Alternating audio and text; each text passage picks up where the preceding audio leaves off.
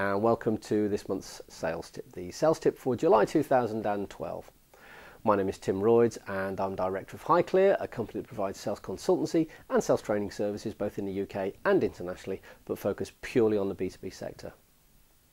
This month's tip is short, simple, to the point. It's about networking, and it's been prompted by what was actually quite a special date this week, and that's the 4th of July, which is of course American Independence Day, and a really important day in the calendar in the United States. It's a day when friends and family get together for a meal, normally outside, and as you typically have on days that are important celebratory dates in the calendar, there's plenty of fireworks.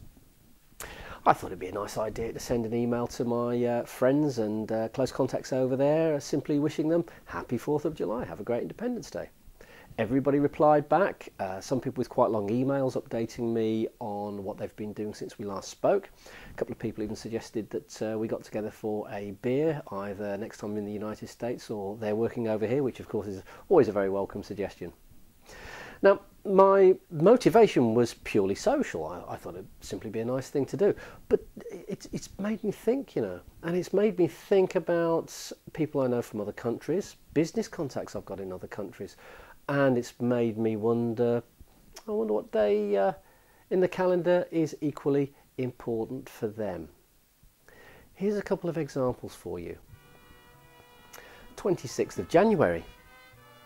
It's Australia's official National Day, and it's celebrated in Australia with just the same level of enthusiasm as the 4th of July is celebrated in the United States.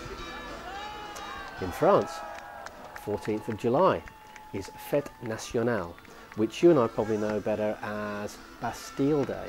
Now, this is a really important date in the French calendar, as it's believed to be the final date of the French Revolution. And not surprisingly, like Australia's National Day, 4th of July, it's a public holiday and it's a day of great celebrations. Now, I could go on and give you lots more examples, but you're probably beginning to see the point I'm trying to make here. It's really made me wonder about, as I say, contacts and friends I've got in other countries, the calendar dates that are important to them, and maybe what would be a nice thing to do, which would be to recognise that and maybe just send them a brief email saying, have a great day. When you do something like that, it shows a respect for people. It demonstrates that you actually want to step into their world, and that does no harm at all for the business relationship, and it certainly does no harm for your ability to communicate with people and work with people and solve problems with them. And from a business point of view, if you're doing that in a networking context, that does the relationship no harm at all. As I say, simple idea, to the point, but have a think about it. Who do you know from countries other than yours? Do you really understand what the important dates are in their calendar? Are you really recognising them the way that maybe you should do? Look forward to seeing you next month.